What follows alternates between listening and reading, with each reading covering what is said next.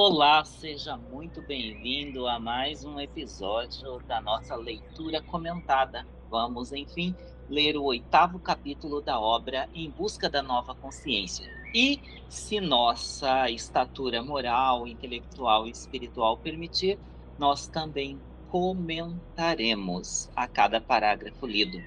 Iniciemos, então, lendo o texto que precede o capítulo número 8 dessa obra maravilhosa. A verdade plena. É verdade, é certo, é a verdade plena. O que está em cima é como o que está embaixo. O que está embaixo é como o que está em cima, para que os milagres do Uno se realizem. E assim como todas as coisas se originam do Uno por uma mediação, todas elas, por transmissão, nasceram desse Uno.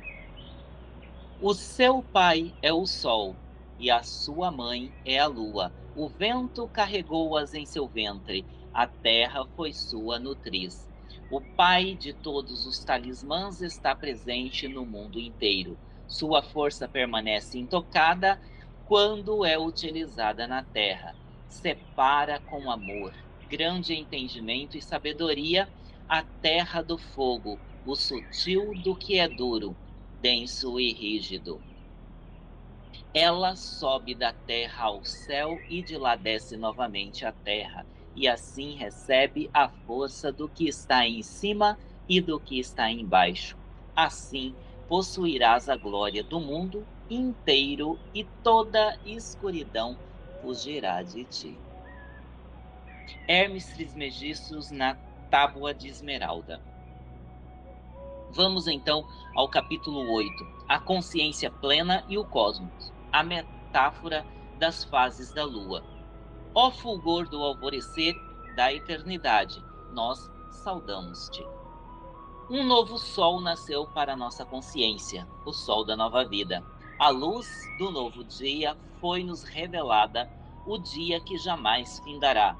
Foi-nos dado o novo alimento, o pão e o vinho da plenitude gnóstica. A nova força vital flui por todo o corpo. Áurea é a sua cor e como de rosa sua fragrância. E assim vamos ao encontro do milagre, o milagre da realização. Imagine que estamos diante do imenso disco solar em toda a sua magnificência. O Sol, uma esfera incandescente que não projeta sombra alguma e que, de todos os pontos de sua gigantesca superfície, emana apenas uma poderosa e intensa luz que se espalha por todo o universo. Extasiados por tamanha luz, vamos girando ao seu redor, descrevendo inúmeras espirais cada vez mais abertas no espaço, até que nós deparamos com outro magnífico corpo celeste, muito menor que o céu, mas que possui um brilho intenso e cativante. Ao fitá-lo em seu esplendor, temos a impressão de que estamos diante de um belíssimo mosaico colorido que se sobressai sobre um fundo azul envolto de uma camada de brancas nuvens que mais parecem a imagem de uma belíssima pérola flutuando no espaço. Surpresos, nos damos conta de que se trata da Terra, que reflete como um espelho multicolorido de maravilhoso mosaico toda a luz do fogo áureo do Sol. Nossos olhos, nosso coração e todo o nosso ser são tomados por intenso sentimento de plenitude, como se víssemos a união perfeita da luz e do seu reflexo, do ouro, do fogo e do brilho multifacetado de sua imagem, manifestados em duas esferas perfeitas, que se movem no espaço infinito em total harmonia, regidas pelas supremas leis da dança das esferas celestes. Nossa atenção é desviada por algo inesperado. Uma imensa sombra se projeta sobre a superfície da Terra. Ela eclipsa a luz do Sol, escondendo, pouco a pouco, seu brilho até que todo o seu disco solar refulgente mergulha na escuridão. Nossa atenção se volta para esse fenômeno atemorizante E à medida que esse disco de sombra se move e se afasta do luminoso disco solar, percebemos que ele é outro corpo celeste que se interpôs sobre o Sol e a Terra. Assim nos damos conta de que um terceiro corpo celeste surgiu no espaço, um corpo celeste que, girando ao redor da Terra, se interpõe entre a luz do fogo refulgente do Sol e o seu espelho cintilante, gerando, pela primeira vez, algo até então desconhecido, o oposto da luz, uma profunda e espessa sombra. Desse modo, percebemos a Lua e que, em seu movimento constante e imperceptível, se colocou entre a fonte de luz e seu espelho, gerando por sua própria existência a manifestação da sombra. A partir deste momento, o brilho do Sol nunca mais será o mesmo, pois, de tempos em tempos, ele será obscurecido pela sombra da Lua. Seu disco de fogo será gradativamente tragado pela escuridão, para depois ressurgir dela, pouco a pouco, até sua plenitude. Quantas vezes o ser humano, na aurora de sua existência, levantou os olhos do mundo de poeira e de pedras em que vivia para contemplar o céu, maravilhado e aterrorizado pela imensa grandeza que se elevava sobre o horizonte? Cabe aqui um pequeno comentário, que é exatamente esse contemplar a grandeza da natureza, a grandeza do universo que era possível ser visualizado pelos nossos antepassados, que faz surgir a ideia dos deuses. Os deuses nada mais são que pensamentos simbólicos do nosso antepassado para tentar compreender a grandeza desse universo, dessa natureza que ele percebia que às vezes o aterrorizava. O fulgor do sol e o resplendor da lua e o cintilar das estrelas permearam e preencheram a psique de incontáveis gerações que neles não apenas buscavam uma fonte de encanto e imaginação, mas também respostas para compreender quem realmente eram, qual a origem de suas vidas e, acima de tudo, qual poderia ser o propósito de sua constante luta pela existência. Quantas vezes o atemorizante espetáculo de um eclipse não se gravou a fogo na psique desses primeiros seres humanos? É fácil compreender o quanto a psique humana sempre buscou respostas para a constante necessidade de explicar a si mesma em todos os símbolos que preenchiam os seus olhos, suas mentes e seus corações. Incontáveis são as culturas e os povos nas mais diversas épocas que associaram o Sol, a Terra e a Lua ao seu próprio ser, chamando-os de deuses e idolatrando suas imagens. Quando a mente humana evoluiu e se tornou mais consciente de si mesma e da matéria, esses deuses do princípio tornaram-se forças da natureza, seres materiais que, como grandiosos corpos celestes, são regidos por leis mensuráveis e previsíveis. Porém, nossa psique, que em seu aspecto mais profundo funciona a partir do campo intuitivo dos símbolos, ainda hoje utiliza essa linguagem repleta de imagens. Trata-se de uma linguagem profunda, gravada em nós e que precisa ser decifrada para que possa compreender a si mesma e o todo. Esse capítulo é dedicado a compreender um pouco melhor essa linguagem simbólica da estrutura da consciência, utilizando esses três arquétipos ancestrais, profundos e poderosos, de nossa psique: o Sol, a Terra e a Lua, na tentativa de resgatá-los conscientemente e transformá-los em ferramentas sem nosso trabalho interior. Ainda hoje, nós temos essa mentalidade simbólica. Acredito que isso está se passando por meio de um inconsciente coletivo e também por meio do nosso próprio DNA. Ainda hoje, com toda a explicação que a ciência tem para nos oferecer, nos dar sobre o mundo, sobre a possível existência do mundo e a possível origem da nossa existência, a gente ainda se volta para essas figuras simbólicas antigas dos deuses, tentando com isso explicar a realidade. No entanto, é preciso dizer que essas figuras simbólicas, esses deuses passados, esses deuses antigos, nada mais são que símbolos que nós podemos ler e nós podemos então tirar uma lição para a nossa vida no dia de hoje. Claro, sem querer explicar a realidade por meio delas. Compare-se esses três arquétipos, Sol, Terra e Lua, com três camadas muito superficiais de nossa consciência, o que chamamos de supraconsciente, inconsciente e consciente. O Sol, com seu fulgor majestoso, sua luz, que se propaga em todas as direções, cuja imensa energia faz surgir calor, movimento e vida em tudo ao seu redor, nessa simbologia pode ser associado ao nosso supraconsciente, isto é, a consciência plena do ser absoluto em tudo e em todos.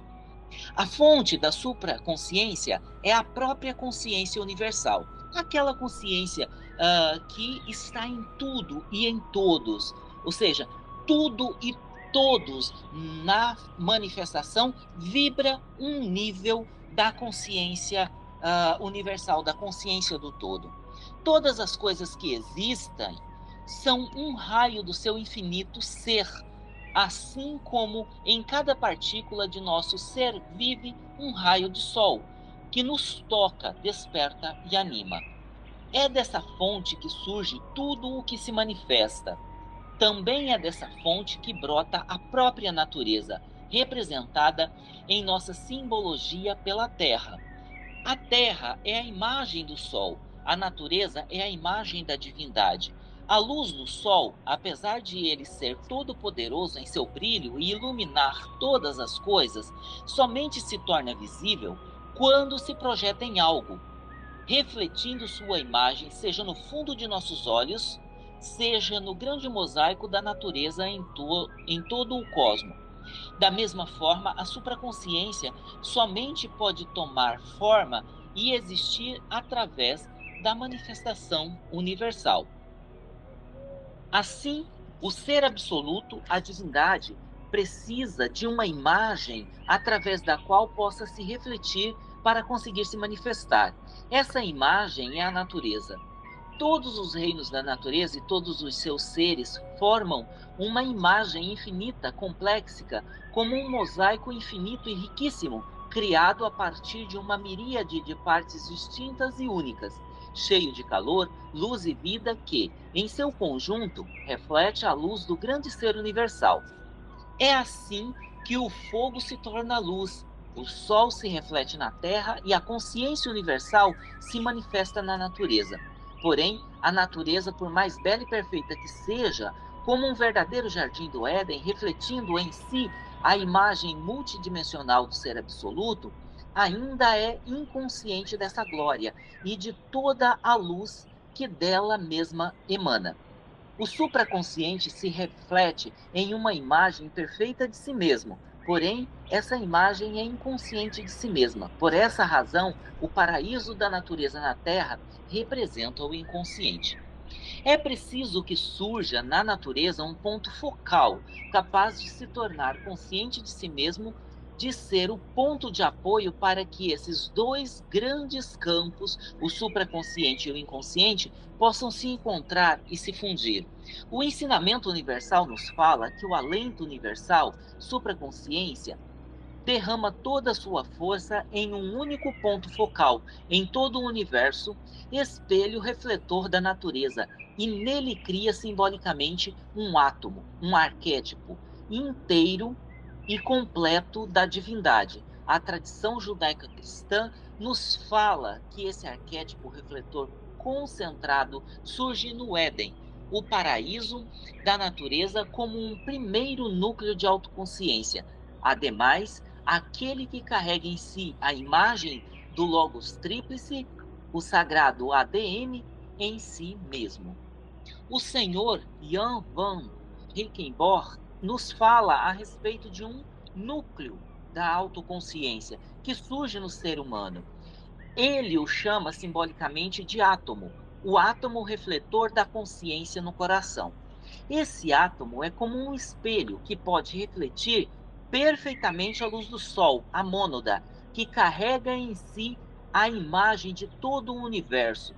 Só para lembrar, Platão, né, que fala bastante sobre a luz do Sol como a luz do bem, né, para nós então refletirmos essa luz, nós precisamos desenvolver a nossa natureza humana, a nossa essência humana e levá-la à manifestação em plenitude. Então, nós nos tornaremos a expressão máxima dessa luz na manifestação. Na simbologia do arquétipo da consciência que está utilizando esse núcleo de autoconsciência, portanto, o consciente é representado pela Lua. A Lua é o espelho do Sol. Ela representa o surgimento de um ponto focal no firmamento do universo que reflete, como um polido espelho de prata, a luz infinita do Sol. Por essa razão, desde o seu primórdio, a humanidade associou simbolicamente o Sol ao espírito, a Terra aos 4 elementos da natureza e a Lua à consciência, a alma humana. A Lua, com suas fases, ciclos e influências sobre as marés e sobre o ritmo vital de todos os seres vivos, é a regente dos ciclos da natureza, assim como a consciência humana, em seu processo contínuo de aprendizado e transformação, deve ser o regente dos 4 elementos da personalidade. Na raiz do que permite a Lua realizar esse movimento de alternância e reger todos os ciclos da vida, há algo fundamental que, se bem compreendido, pode ser grande auxílio e apoio para o trabalho alquímico interior. Trata-se da natureza indivisível de luz e sombra. Como metáfora da alma, a luz nos mostra que a alternância de luz e sombra constitui um único e indivisível ciclo da consciência, que carrega em si mesma a imagem dos elementos da consciência universal que se fundem na consciência humana. Vamos lembrar que a manifestação ela só é possível a partir da projeção do todo, do uno, de si mesmo em uma dualidade primordial, espírito e matéria. E isso vai estar presente, essa característica vai estar presente em tudo, absolutamente em tudo o que há na manifestação. Então, nós somos seres duais e a manifestação é dual por excelência. De um lado, a luz do supraconsciente, de outro, a sombra do inconsciente e, como resultado de sua alternância, o consciente. Isso significa que o consciente humano deve ser o grande laboratório alquímico onde o supraconsciente e o inconsciente são transmutados e unidos de maneira indissolúvel através de um processo de transformação ininterrupta. Portanto, no trabalho alquímico interior, é necessário compreender a natureza absolutamente una e indivisível de luz e sombra e sua própria consciência e desvendar, através de seus ciclos e alternâncias, o segredo de sua própria transformação. Ou seja, luz e sombra existe em nós, em sua essência, no nosso interior. É preciso que nós compreendamos isso, para que então a gente possa parar de querer combater as sombras em nós. Elas fazem parte de nós, as sombras fazem parte de nós, assim como a luz também faz, e como o texto nos ensina, são elementos, né, indivisíveis. O Bhagavad Gita, um épico indiano, que faz parte de uma obra maior chamada Mahabharata, nos fala dessa questão dessa dualidade, né, luz e sombra, com as duas famílias que se enfrentam, né, Pandavas e Kuravas. Na verdade, uma única família, né? Eles são parentes e Pandavas e Kuravas, então, guerreiam pelo domínio de Hastinapura, a cidade da sabedoria. E esses elementos vão sendo mostrados ao longo desse épico, que eles juntos podem conduzir a conquista da sabedoria. Então, eles são necessários. Como o texto diz, são insolúveis, não se dissolvem. né? Então é preciso reconhecê-los e fazer com que os dois se fundam em um único elemento. Inconscientemente, preenchidos com infinitas camadas de conceitos morais e dogmatismo religioso, que nos levam a tantas interpretações errôneas do ensinamento universal ou da sabedoria ancestral, muitas das vezes, sem mesmo perceber, associamos a luz como o bem e a sombra como o mal, a luz como o ouro do espírito e a sombra como a escuridão da matéria, a luz com a compreensão e a sombra com o insondável e incompreensível, a luz como o desejável albedo e a sombra como o indesejável negredo. Essas são duas etapas do trabalho alquímico. O albedo é quando nós já conhecemos todas as sombras, já estabelecemos domínio sobre as sombras, né? E é do albedo que surge a cauda pavonis, onde a gente contempla toda a plenitude, né, do ser, todo o potencial do ser real. E o negredo é exatamente a etapa em que nós descemos aos nossos porões para realizar então as limpezas, para iluminar esses becos e conhecer as sombras que os habitam, para então dominá-los. A luz com o consciente e a sombra com o inconsciente, a luz com o santuário da cabeça e a sombra como o santuário da vida. Com base nesta compreensão parcial e errônea, buscamos o absoluto, a luz, o bem, o ouro do espírito, a compreensão, o albedo e o consciente, refugiando-nos no santuário da cabeça. Ao mesmo tempo, fugimos do que observamos em nós como forças tidas como negativas, a sombra, o mal, a escuridão da matéria, o incompreensível e o negredo, rejeitando o nosso inconsciente e nosso santuário da vida. Com base nessa rejeição de nós mesmos, não é possível seguir a senda alquímica da transfiguração. Iríamos naturalmente transformá-la em caminho de exclusão, de que tantas vezes reconhecemos nas religiões naturais com seus dogmas, modelos de comportamentos e listas de certo e errado. Por isso é preciso compreender, real e profundamente, que a luz e sombra são os dois lados da manifestação universal e que sua associação com o bem e mal são criação de nossa consciência ainda imatura e infantil. Ou seja, isso se torna para nós um véu que é colocado, mais um véu, né, que é colocado sobre os nossos olhos, impedindo assim que a gente tenha um vislumbre ou que a gente tenha uma visão daquilo que realmente é do ser real, né, da natureza real. Vamos lembrar aqui, eu ia me esquecendo, né? Vamos lembrar aqui do filme Matrix e do personagem Neo, quando vai consultar ao oráculo. Quando ele entra numa das salas, ele vê uma criança que traja vestes monjais com uma colher na mão, e essa colher ela fica se contorcendo mediante o olhar fixo do menino. O Neo, então, fica maravilhado com aquilo, presenciar aquilo, e pergunta para o menino sobre o fato, e o menino diz que aquele ato ele é muito simples, é muito banal, porque não há colher. E a gente pode verificar que o personagem Neo, então, numa determinada cena, ele está com o corpo torto. Então, não é a colher que entorta, mas é o personagem que se contorce na frente da colher.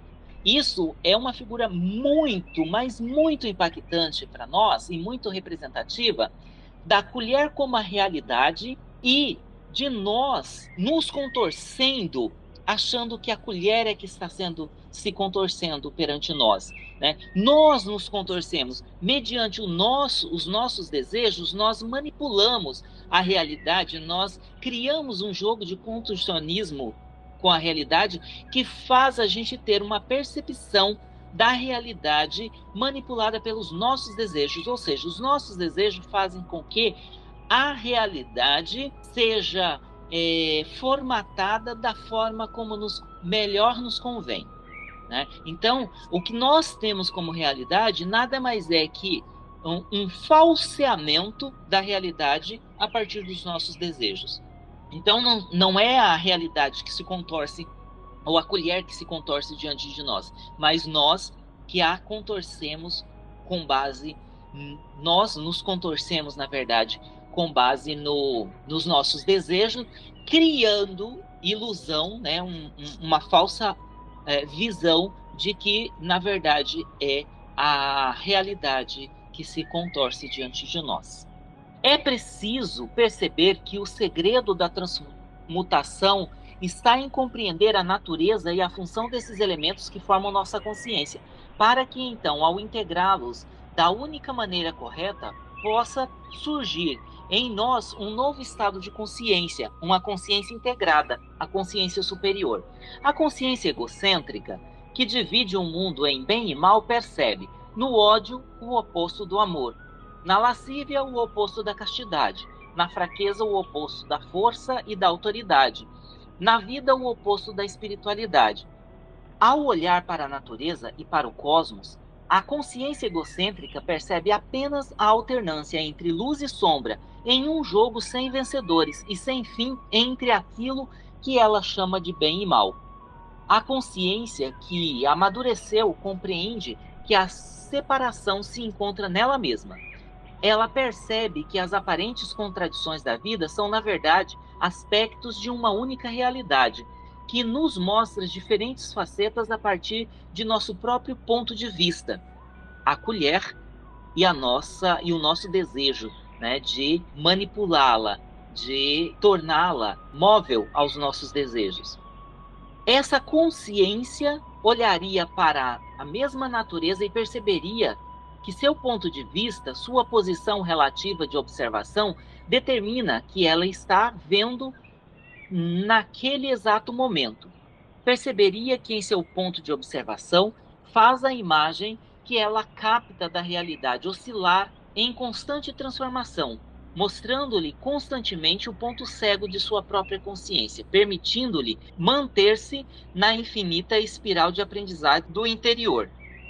Dessa forma, o aparente inimigo interior, a sombra, se torna seu grande professor, ao compreender que ela mesma projeta sua sombra, assim como a lua projeta um grande cone de sombra em todo o universo, pelo simples motivo de refletir com sua outra face a luz fulgurante do sol. Essa consciência amadurecida compreenderia que a sombra do inconsciente não é algo malévolo, tenebroso ou atemorizante, mas sim o reservatório de toda a sabedoria universal, aquela imensa parte do universo ainda não iluminada por sua própria consciência, pequena e parcial. Para essa consciência que amadureceu, as aparentes dualidades em nosso mundo seriam finalmente compreendidas como as faces de uma mesma moeda, as faces de sua própria consciência, em constante processo de aprendizagem e transformação. Perceberia cada vez mais claramente os fenômenos criados por ela mesma e que o que ela percebe com medo, fuga, rejeição e ódio, na realidade é a sombra projetada de seu amor parcial e imperfeito. O que ela percebe como insegurança, fraqueza e caos é a sombra projetada de sua busca por segurança, autoafirmação e poder. O que ela classifica em si mesmo como torpe e reprovável não passa da sombra que ela projeta na busca de uma bondade parcial e um comportamento superficial.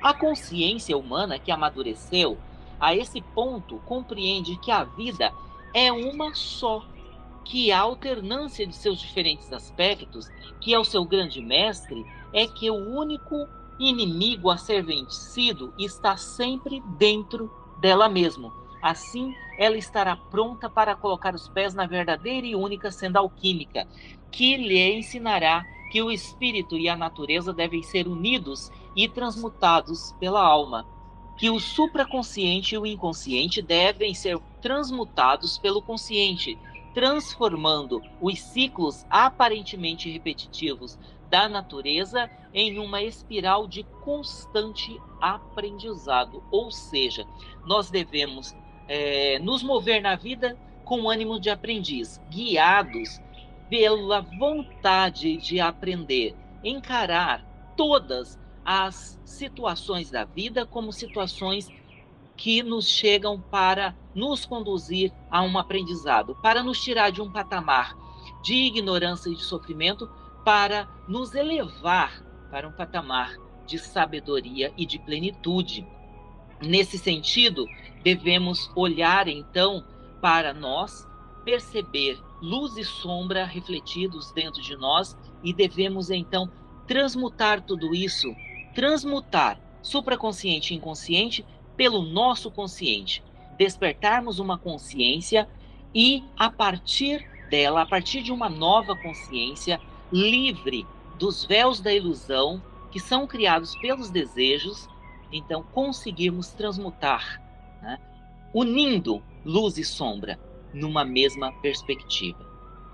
É isso que tinha a dizer hoje. Ficamos por aqui e te convido a nos acompanhar aqui no canal e estar conosco na leitura do capítulo 9. É isso, muito obrigado. Tchau, tchau.